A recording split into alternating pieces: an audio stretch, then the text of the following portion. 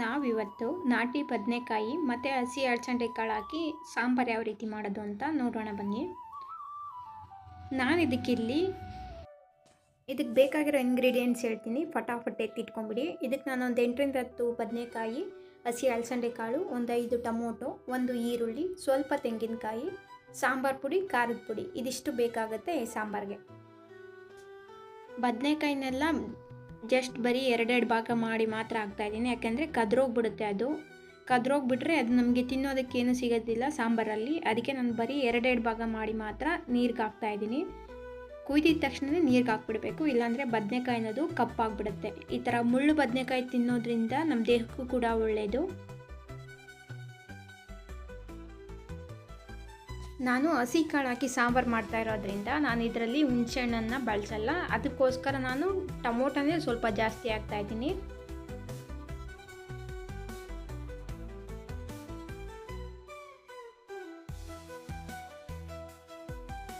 ನಾನಿಲ್ಲಿ 5 ಟೊಮೊಟೊ ತೊಗೊಂಡಿದ್ದೀನಿ. ನಮ್ಮ ಮನೆಗೆ ನಾನು ಮಾಡೋ ಅಷ್ಟು ಸಾಂಬಾರಿಗೆ 5 ಟೊಮೊಟೊ ಸಾಕಾಗುತ್ತೆ. ಈಗ ಏನೇ ಮಾಡಿದ್ರೂ ಈ ಟೊಮೊಟೊದಲ್ಲೂ ಹುಳಿ ಸಾಕಾಗುತ್ತೆ ಅಂತ ಅನಿಸೋದೇ ಇಲ್ಲ, ಯಾಕೆಂದರೆ ಟೊಮೊಟೊದಲ್ಲೂ ಹುಳಿ ಕಮ್ಮಿನೇ ಬರ್ತಿದೆ ಅಂತ ಅನಿಸುತ್ತೆ. ಕೆಲವೊಂದು ಟೊಮೊಟೊ ಅಂತ ಆ ಥರ ಅನಿಸುತ್ತೆ. ಟೊಮೊಟೊನ ನಾನು 4 ಭಾಗ ಮಾಡಿ ಹಾಕ್ತೀನಿ, ಯಾಕೆಂದರೆ ಅದು ಬೇಗ ಬೇಯುತ್ತೆ ಅಂತ. ಯಾಕೆಂದರೆ ನಾನು ಒಂದೇ ಒಂದು ವಿಷಿಲ್ ಕೂಗಿಸ್ಕೊತೀನಿ ತರಕಾರಿ ಹಾಕಿ.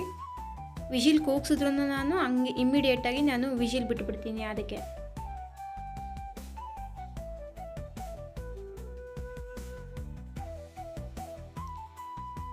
ಈಗ ಎಲ್ಲ ಒಟ್ಟಿಗೆ ಸೇರಿಸಿ ನಾನು ಬೇಯೋದಕ್ಕೆ ಇಟ್ಕೊತೀನಿ. ನೀರನ್ನು ನೋಡಿಕೊಂಡೆ ಹಾಕ್ಕೊಳ್ಳಿ, ನಿಮ್ಗೆ ಎಷ್ಟು ಬೇಕಾಗುತ್ತೋ ಅಷ್ಟು. ಉಪ್ಪು, ನೀರು, ಇದೆಲ್ಲ ತರಕಾರಿಗಳನ್ನು ಸೇರಿಸಿ ನಾನು ಬೇಯೋದಕ್ಕೆ ಇಡ್ತೀನಿ. ಜಸ್ಟ್ 1 ವಿಜಿಲ್ ಮಾತ್ರ ಕೂಗಿಸ್ತೀನಿ ನಾನು.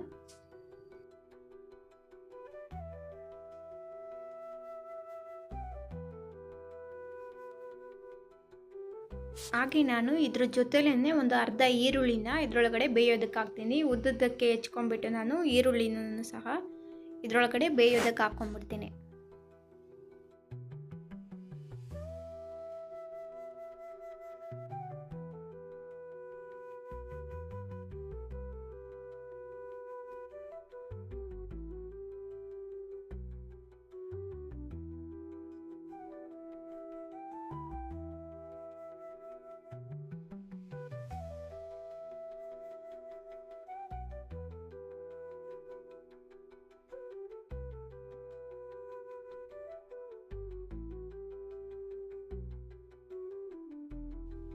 ಬೇಯೋದಕ್ಕೆ ಇಟ್ಟಿದ ಮೇಲೆ ನಾನು ಉಳಿದಿರೋಂಥ ಅರ್ಧ ಈರುಳ್ಳಿ ಮತ್ತು ಒಂದು ಸ್ವಲ್ಪ ತೆಂಗಿನಕಾಯಿನ ರೆಡಿ ಮಾಡ್ಕೊತೀನಿ. ಈ ಅರ್ಧ ಈರುಳ್ಳಿಯಲ್ಲಿ ಅರ್ಧನ ನಾನು ರುಬ್ಬೋದಕ್ಕೆ ಹಾಕೊತೀನಿ, ಇನ್ನು ಅರ್ಧನ ಒಗ್ಗರಣೆಗೆ ಹಾಕೊತೀನಿ.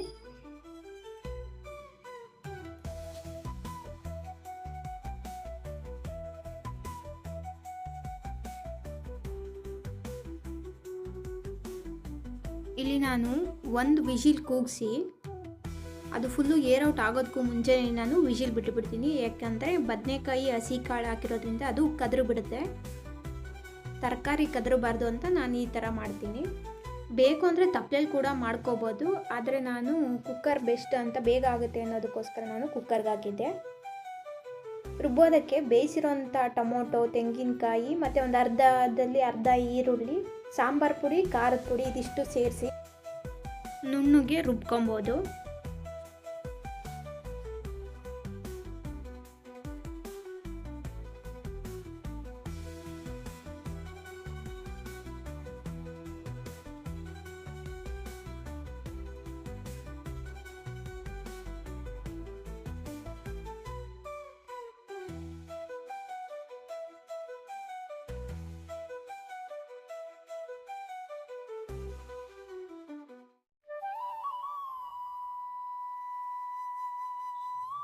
ನನಗಿಲ್ಲಿ ಸಾಂಬಾರು ಸ್ವಲ್ಪ ತಿಳಿಯಾಗಿರೋದನ್ನು ನಾನು ಇಷ್ಟಪಡ್ತೀನಿ. ಹಾಗಾಗಿ ನಾನು ಸ್ವಲ್ಪ ನೀರನ್ನು ಜಾಸ್ತಿನೇ ಹಾಕ್ಕೋತಾ ಇದ್ದೀನಿ.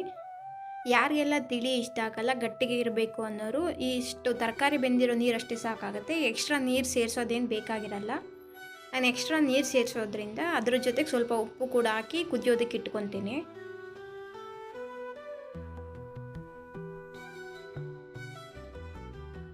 ನಾನಿಲ್ಲಿ ಯಾವುದೇ ಸಾಂಬಾರ್ಗಾದರೂ ಸಪ್ರೇಟಾಗಿ ನಾನು ಒಗ್ಗರಣೆ ಅನ್ನೋದು ಹಾಕಲ್ಲ.